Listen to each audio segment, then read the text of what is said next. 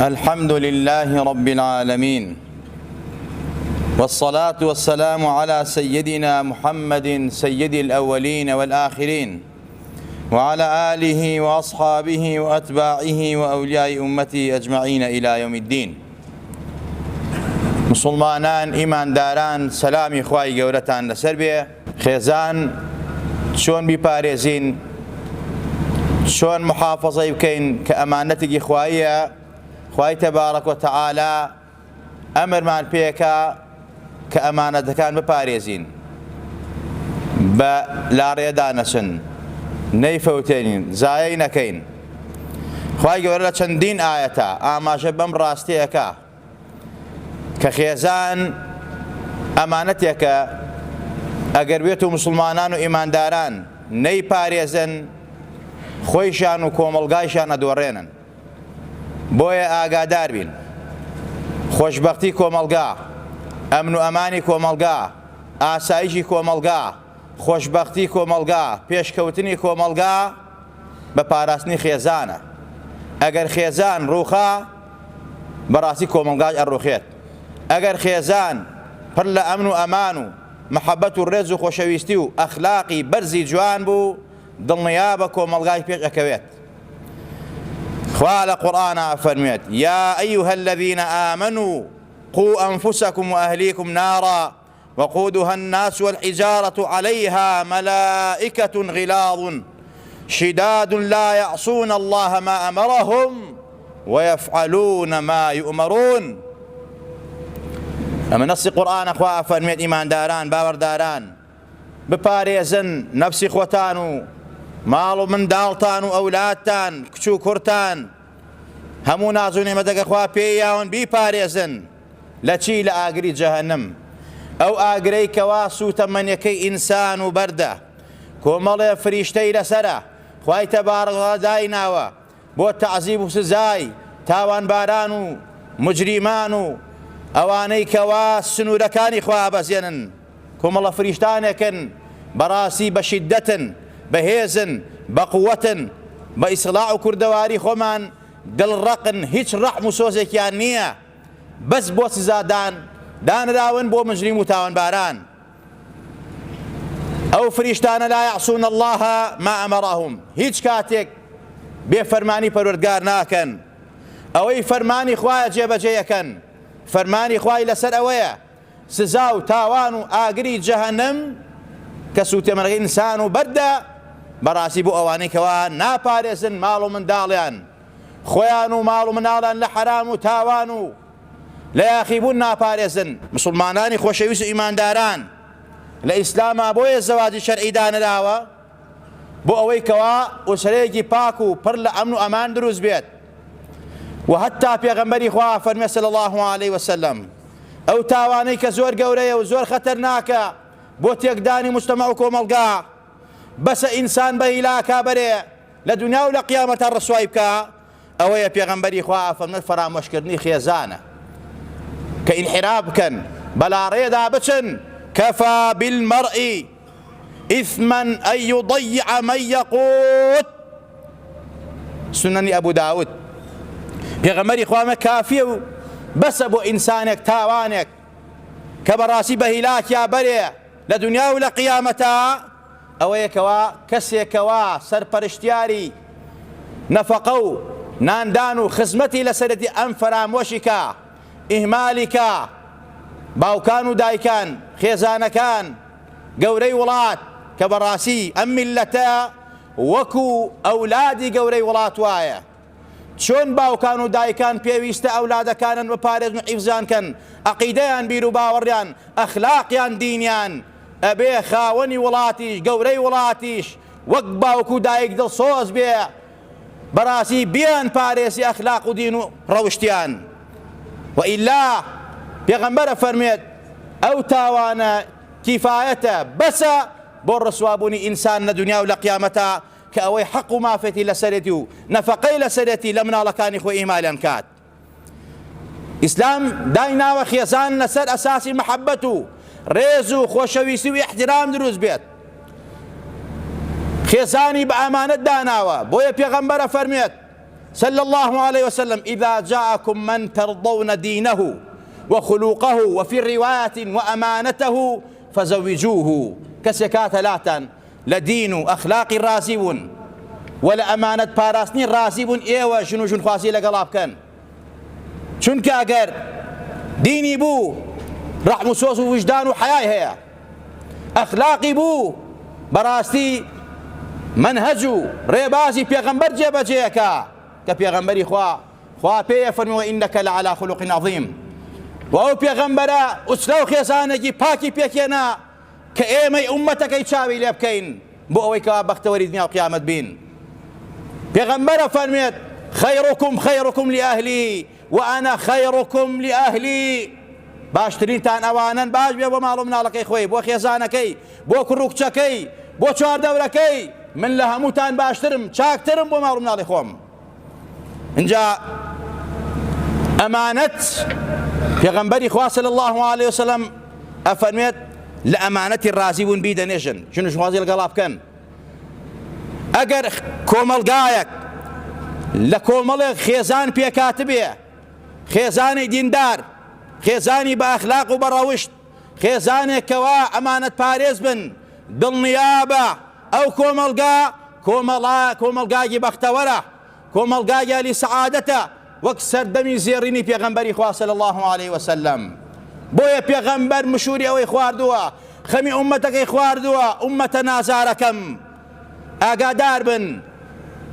خيزان بيك بين لسر أساسي دين وأخلاق وأمانة بو أوي كوائي وبخت وريدني بقيامة بن رحم سوس دخيزانا النبي بيرانا أمرو أبينينو جماليتي ليعلاما چبیستن بێ چبینین بێ چنووسین بێ ئەوە فلانە کەس کچەکەی خۆی کوشت فلانە کەس ژنەکەی خۆی کوشت فلانە کەس مێردەکەی خۆی کوشت فلانە کەس مناڵەکانی ڕق کردەوە بە پلایستیان بەربوو بە سوژن گەوتە گیانیان هەنجنی کردن ئەمە ئەگەڕێتەوە بۆ چی؟ ئەگەڕێتەوە بۆ ئەوەی کەوا ئەساسی زەواج و ئوسرەکە لەسەر دین و ئەخلاق نەکراوە لەسەر ئەساسی أمانة نكراوة بويا إخوة فرميت من آياتي أن خلق لكم من أنفسكم أزواجا لتسكنوا إليها وجعل بينكم مودة ورحمة إن في ذلك لآيات لقوم يتفكرون خواهي تبارك وتعالى فرميت لنشاني دا صلاة پروردگارا هيزو قوي پروردگارا وحدانة يكتاي پروردگارا أو يكوا هل لنفسي خومان خواهي تبارك وتعالى ئافرەتەکانی دروست کردووە حەوای لە ئادەم دروست کردووە ئەم زەواجە خوای تەبارەک وتەعالا دایناوە بۆ ئەوەی کەوا پیاوان و ژنان لە پەناکە بەعەسێنەوە چ سکوونەتی ڕۆحی بێ چ جنسی بێ بۆ ئەوەی کەوا لە گونا و تاوان بەدوور بن سنەکانی خوا نەبەزێنن چونکە ناکرێت بەڕاستی ئینسان بە تەنها بژی تەنهایی وەک کوردەواری خۆمان بەس بۆ خوا باشە لتەسكنوا إليها سکوونەت رحمة بزيي إسراعة راحة خوشويستي أما براسي هدو لا إسراعتكن انجا أخوات داينا ولن يوانانا مودة رحمة سوس مهرباني احترام خوشويستي أمج براسي لنشانو آياتو بلغي پروردگارا ايوه بير بكنوا أم خواتشن بالرحمة برامبر بأيوه أعوا ايوه يدرس كردوا ايوه شخوا بناسن يا أخي مبن كواتا كومەڵگای ئێمە زەواجەکان ئەبێ لەسەر ئەساسی ئیمان و دین و ئەخلاق و ڕەحم و سۆز و احترام و خۆشەویستی بێ زۆر جارە لە پرۆسەیا و سەرگیرەکانە ئەوەندە تەئکید لەسەر مارەیی و گرانی مارەیی و ماڵ و خان و ئەمانەیەکەنەوە تەئکید لەسەر دین لەسەر ئەخلاق لەسەر ڕەوشت لەسەر ئەمانەت پارێزی ناکەنەوە جارێ بە کابرای زاواڵێن ماڵت هەیە سارەت هەیە 50 لیرەی بۆکەی 100 لیرەی بۆکەی ئەوەندەی ئەمە تاوانە ئەمە گوناهە ئەمە فەرامۆشکردنی ماڵ و منداڵە چۆن ئاوا مشوریە خۆی بۆ ئەوەی کەوا لە دنیا محتاج نەبێ ئەبێ ئاگادار بێ نێڵی ڕۆحیشی محتاج بێ نێڵی ئەخلاقی بفەوتێ نێڵی بە هیلاکە بچێ چونکە ماڵ و سامان چی لێ بکەم قەسر و قسوور چی لێ بکەم کە بەڕاستی لە ناخا یەک نەبن احترامی یەک نەگرن ماڵەکە بێتە زیندان بێتە جەهەنم بۆی بێتە زەمهەریر بۆی بۆیە ئەبێ تەئکید لەسەر ئەخلاق و ئیمان و ڕەحم و سۆز و بەزەی بکەن. بەڕاستی ئەو هۆکارانەی کەوا ئەبنە هۆی تێکدانی خێزان یەکێک لەوانە ئەو پەیوەندیە ناشەرعیانەیە کەوا پیاوان و ژنان لە دەرەوەی خێزانەیکەن، چ پیاو بیکە یا ژن بیکە. ئەمە بەڕاستی وەک ئەوەی کەوا فریودانی ئافرەتانی خەڵق، فریودانی پیاوانی خەڵق. بۆیە پێغەمبەرە فەرمێت صلى الله عليه وسلم ليس منا من خبب امرأة على زوجها. سنن أبي داود أفرميت لأيمنية لأمتي منية نفرتي لأكين إيما أو كسيك وابية بآفرتي خلف خلتين وبوي طلاق دا خوي ماريكا يان ئافرەتێک بێ پیاوێک ئافرەتتر فریو بدا واز لەش غێزانی ماڵ و مناڵی بێنێ بۆ ئەوەی کەوا خۆی بێتە خێزان و هاوسەری. ئەمە لە ئومەتی پێغەمبەری خوا نییە. ئەمڕۆ پەیوەندی ناشەرعی بانگەشەی بۆ ئەکرێت، پەیوەندی ناشەرعی و نادروست بەڕاستی لە کۆمەلگا بانگەشەی بۆ ئەکرێت بە ناوی زۆرەوە، بە ناوی سیغەوە، بە ناوی متعەوە، بە ناوی میسیارەوە. ئەمە بەڕاستی تاوانە، گوناهە. بۆیە زۆرینەی عولەما میسیاران پێ حرامە، چونکە ئەساسەکە لەسەر ئیمان و دین و لەسەر خۆشەویستی نییە، لەسەر ڕەحم و سۆز و بەزەیی نییە، لەسەر ئەوەی تیا فەرامۆشی ماڵ و مناڵی تایە، فەرامۆشی خێزانی تایە. بێ زۆر ئاگادار بین. یەکێک لەو هۆکارانەی کەوا خێزان هەڵەوەشێنێت، یەکێک لەو هۆکارانەی کەوا خێزان بە فیڕۆدەی بە هیلاکیان نابەی پەیوەندی ناشەرعیە. وەکو لە ئیسلامە ناونراوە خیانەتی زەوجی، خیانەتی عوزمایە. زۆر ئاگادار بن پیاوان و ژنان چاو نەبڕە ناموسی یەکتری. هەر کەسێک چاو ببرێتە ناموسی هەر کەسێکی تر دڵنیابە نامرێ تا خوای تەبارەکە ئەوە نێنێتەوە ڕێگەی. ئاگادار بین. و هەروەها یەکێتر لەو شتانەی ئەوەیە بێدینی، دوور لە دین. ئەمە وەکو ئاماژەشمان پێکرد خوا فەرمووە من ئەعرض عن ذکری فإن له معيشة ضنكا ونحشره يوم القيامة أعمى قال ربي لما حشرتني أعمى وقد كنت بصيرا. ئەوانەی کەوا پشتەکەنە دینەکەی خوا، یاسا و بەرنامەکەی خوا، بانگەشەی جێندەریەکەن بۆ خەڵکی، بانگەشەی نێربازیەکەن بۆ خەڵکی، پەنەخوا پەنەمان بە، بانگەشەی ڕەگەزبازیەکەن بۆ خەڵکی. ئەمە کارەساتە، ئەمە پشتکردن دینی خوا، زۆر کارەساتە. ئەوەی کە پشتکاتە دینی خوا، خوای گەورە ژیانێکی پڕ لە خەم و خەفەت و هەم و چەرمەسەری پێبەخشێت و لە ڕۆژی قیامەتشا بە کوێری و بە زەلیلی و بە ڕسوای عەشیرەکات.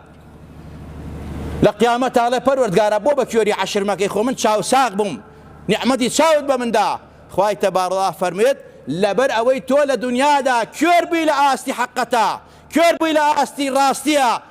پشت کردە بەرنامە و یاسای ئێمە و پێغەمبەرەکەی ئێمە. ئەمڕۆ بە کوێری حەشر دەکەین، بە کوێری سزا دەین، ڕسوات دەکەین. ئەوە ئاگادار بین. یەکێک لەو شتانەی کەوا هۆکاری تێکدانی خێزانە نەبوونی ئیمان و دینە. ئازیزان و خۆشەویستان، یەکێتر ئەو بانگەشە سەقەتای ڕێکخراوەکانە و پێویستە ئالێرا دەسەڵات وەک باوکی میلەت، وەک باوکێک چۆن دڵسۆزی ئەولادەکانێتی، دایکێک چۆن خەمخۆری مناڵەکانێتی، نەیاڵێ سەرمان بێ گەرمان بێ، خۆی ماندووە کا لە پێناوێنە. حکومەتی دڵسۆز، دەسەڵاتی دڵسۆز ئەبێ ئاوا بێ، ئاوا بێ. نێڵێ میلەتەکەی بێ ئەخلاق بێت و لە ڕووی جەنابتان، نێڵێ میلەتەکەی بێدین بێ. ئەمانەی کە بانگەشەی جێندەر و ڕەگەزبازیەکەن ئەبێ بە پەڕۆیەکی پیس فڕێ بدرنە دەرەوەی کوردستان. کوردستان خەڵکی بە ئەخلاقی تایە، خەڵکی بە ڕەوشتی تایە، نەک ئەندام پەرلەمانێ بڵێ ئەمڕۆ کوردستان لەبارە بۆ هاوڕەگەزبازی خوا پەنامان بە. ئەبێ ئەمە بە پەڕۆیەکی پیس دەرکرێت لە کوردستانە. کوردستان دینی تایە، کوردستان ئەخلاقی تایە، میلەتی ئێمە میلەتێکی بە ئەخلاق و بە دینە. ئازیزان و خۆشەویستان، و هەروەها ئەو کەسانەی کەوا پیس و چەپەڵن لە وڵاتان و هاتونە خاکی کوردستان، وەک چۆن مەلاکانی سەرچنار داخرا ئەمە جێگەی دەستخۆشی و دەستخۆشیشمان کرد بەڕاستی. لە هەر کەسێک کاری باش بکە، لە هەر کەسێک کاری گەورە بکە، لە هەر کەس بەدەم میلەت و خەمی میلەتەوە بێ. پێویستە ئەوانەی کە ئەو مەلهانەیان داخراوە لە سەرچنارە لە هەموو کوردستانە بێ، نەک بەس لە سەرچنارە، لە هەموو کوردستانە داخرێن. ئەمانە پێشتر چۆن هاتوون چۆن ڕێیان بۆ خۆش کراوە ئاواش دەریان کەنە دەرەوە ئەوەی کەوا خەڵکی ئەم میلەتەیە و تووشی بێت بەدەخلاقیان کردو لە ڕۆژ جەنابوو ئەبێ ئەمانە تربێت بدرێنەوە بەرنامەیان بۆ دانرێ خزمەت بکرێن بۆ ئەوەی کەوا چاک بن ئیهمال نەکرێن فەرامۆش نەکرێن بەڕاستی نەک بڵاو ببێتەوە لەیرە داخیرێ بەڵام بە شوێنەکانی ترا بڵاو بێتەوە بە کوردستانە بڵاو ببنەوە ئەمە زۆر خەتەرە ئەبێ کار بۆ بکرێت کە ئەمانەی کە دش بە دین و ئەخلاقی ئەم میلەتەن دەرکرێن ڕسوا بکرێن نابود بکرێن لە کوردستانە نەمێنێن بۆ ئەم میلەتە کە لەسەر ئەساسی ئیمان و دین پەروەردەکراوە هەر لەسەر ئەساس بمێنێتەوە و هەروەها ئەو کەناڵانەی کەوا بە ملیار دۆلار پارە سەرفەکەن بەرنامە و فلیمی خراپێنن لە کەناڵەکانە بڵاوەکەن و دۆبلاژیەکەن و کوچ و کوڕی من و تۆ سەیرێکە ئەمەی خۆی بۆ خۆی کارەساتە یا ئەو ئەنتەرنێتە یا ئەو فەیسبووکە ئەو تیکتۆکە ئەو هەموو وەسائلی فەسادە کە هاتووە ئەبێ بزانین ئەمانە لە ئەسلحەی کیمیاوی و هەروەها لە نەوەوی لە هەموو ئەوانە خەتەرترە نەوەوی ئەتکوشێ لە ناو تەبا بەڵام ئەم ئیمانت دینت ئەبا ئەخلاق تەبا میلەت وێرانەکە وڵاتە وێرانەکە کە ئەمانەیش ئەخلاق نەما ئیمان نەما حەیا نەما شەرم نەما سۆز و بەزەی نەما کەواتە ئەمە زۆر لە کوشتن و بڕینی نەوەوی کیمیاوی خراپترە ئەمەش پەیوەندی بە دەسەڵاتەوە هەیە ئەبێت دەسەڵات دڵسۆزی خۆی بنوێنێ بەرامبەر بەم میلەتە ئەخلاق و دینی ئەم میلەتە پارێزێت وەک چۆن باوکان و دایکان مەسئولن ئەوان بەرپرسیەکە من كلكم چارەسەر ئەوەی کە پێغەمبەر چارەسەری داناوە كلكم راع وكلكم مسؤول عن رأيه الإمام راع ومسؤول عن رعيته والرجل راع في أهل بيته وهو مسؤول عن رعيته والمرأة راعية في بيت زوجها ومسؤولة عن رعيتها باوكو براسي بيغمرة فرميت همو يكل ايوه شوان بو معناه يعني باريزرة يعني شون شوانك حيوانك كان خويا باريزة نايالي توش حرام وزياني بن نايالي براسي ببرن لبرسا براسي همو كسيك لعيمة قورو بشوكمان وزير وقزير هموين برپرسا هموين شوانا ببيي آستو مسؤولياتو برپرسياتو برپاي خوي إمام كقوري ولاتا بيشواي ولاتا برپرسيا كما پرسیاری لێکرێت لەبارەی ئەو میلەتەوە چۆن بەخێوی کرد چۆن خزمەتی کرد چۆن دینی پارات چۆن ئەخلاقی پارات چۆن نانی پێدا چۆن نانی وەپەیا کرد چۆن لە حرام لایدا چۆن نێڵا میلەتەکەی بڕێ لە برسا سەرمای بێ گەرمای بێ ئەمە بەرپرسە لە قیامەتە پێغەمبەرە فەرمێت ئەمە عەزابی زۆر سەختە بۆ ئەوانەی کەوا میلەتی بەزایە بە تاوانێک کە هۆکار بێت زۆر سەریع بێت بۆ سزادانی ئیمام و پێشەواکان گەورەکان کە ئەوی ئەوەیە بەزایەدانی میلەتەکەی خۆیەتی ئینجا باوک و دایک مەسئولن لە ناو ماڵ و مناڵی خۆیانە پێویستە هیچ باوک و دایک لێی نەکا کاتێک مناڵەکەی فرامۆش کرد چۆن لە جەستا بە خێویەکەی ناڵی نەخۆشکەیە ناڵێ برێ لە برسا خەو ئیساعەتی بۆ دابینەکەی لایەنی ڕۆحی بۆ منداڵ زۆر گرنگترە لە لایەنی جەستەیی ئەصحابەکانی پێغەمبەری خوا صلی الله عليه وسلم چەند بەخەمی ئەوە بوون مناڵەکەیان نەمرێ لە برسا جەستەیان باش بێ و چاک بێ و تەندروست بێ 100 قات لە خەمی ڕۆح و قەلب و دڵیانان بوون کە تەسکەیکەن تەسفیەکەن لەسەر ئیمان و دین پەروەردەیان کەن لەسەر ئەخلاقی جوان پەروەردەیان کەن بۆ ئەوەی کەوا نەمامێک بێ بەرێکی جوانی هەبێت لەبەر سێبەرەکەیە بەعەسێنەوە بەرەکەی بخۆن بەڵام کاتێک خێزان ئیهمال کرا منداڵ چۆن دەرەچێت منداڵ دەعبایەک دەرەچێت ئەژدیهایەک دەرەچێت بەڕاستی وای لێتێ باوکی خۆی بکوشێت دایکی خۆی بکوشێت بیان خنکێنێ ئیهانەیان کە حورمەتیانێنە بیان خاتە سەر جادە هۆکارەکەی چییە تۆ خۆتی باوک و دایک منداڵەکە ئیهمال کردووە گوێ بە دینی نەداوە گوێ بە ئەخلاقی نەداوە بۆیە ئەمڕۆ ئەو منداڵە بووەتە ئەژدیهای گیانی تۆ بەڵام ئەگەر لەسەر ئیمان و دین پەروەردەیکەی حەیای هەیە شەرمی هەیە حورمەتی هەیە ڕێزی هەیە احترامت لێ ئەگرێت و هەروەها ئێمە هەمومان مەسئول و بەرپرسین و ئەبێ هاوکاری ماڵ و منداڵەکەی خۆمامی خوا فەرمێت وتعاونوا على البر والتقوى ولا تعاونوا على الإثم والعدوان هاوکاری یەکتری بن لە چاکە نەک لە خراپە منداڵەکەت کێشەی هاوکاری بکە کێشەی ئەخلاقی مادی هاوکاری کە بەڵام فەرامۆشی مەکە بەڵام ئیهمالی مەکە لێی بپرسەرەوە کوڕەکەتە کچەکەتە هەر لە ئەساسەوە نەک گەورە بێ ئەوسا بڵێ بۆ نوێژ ناکەی تۆ لە مناڵی نوێژی پێ نەکردووە ئیمالە کردووە ئەبێت تۆ لە ئەساسەوە کوردواری مەنەڵدار بە تەڕیە چەمێتەوە گونکە هەویرن چۆن گونکە هەویر هەموو قاڵ وێگرێت کە ڕق بوو تەواو ئەو مناڵەی کە گەورە بوو نوێژی نەکرد ڕەفیقی خراپی بوو ئەبێتە دەعبا و ئەژدیهایەک بەڵام تۆ لە ئەساسەوە پەروەردەی جوانت کرد ئەو مناڵە چاک ئەبێ خوای گەورە لە هەموو لایەکمان ڕاستی بێ خوا لە هەموو لایەکمان خۆش بێ خوا عاقیبەتمان بەخێر بگێڕی خوای ماڵ و مناڵمان پارێزاوکەی یا ڕەبی خوای ماڵ و مناڵمان پارێزاوکەی لە هەموو فیتنانەی کەوا لە عالەما پیا بووە بەتایبەت لە کوردستانە لە بەرنامەی سەقەتی ئەو ڕێکخراوانەی کە دژ بە ئەخلاق و ئیمان و دینە و میلەتەن